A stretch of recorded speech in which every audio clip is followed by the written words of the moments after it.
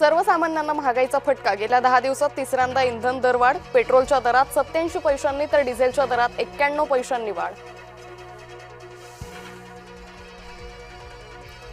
इंधन दरवाढीवरून काँग्रेसची पंतप्रधान मोदींवर टीका। महागाई मॅन म्हणत साधला निशाणा। भांडवलदारांना फायदा पोहोचवणं कधीपर्यंत सुरू ठेवणार, काँग्रेसचा सवाल।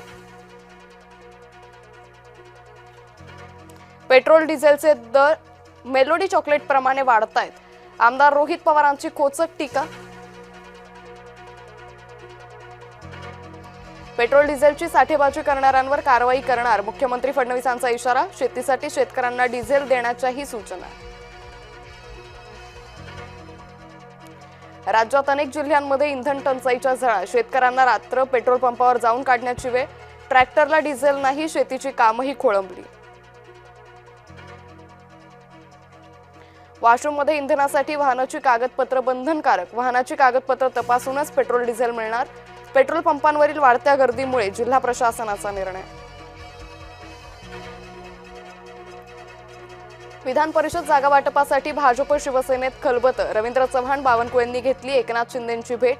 नंदनवन निवासस्थानी तिन्ही नेत्यांमध्ये झाली चर्चा।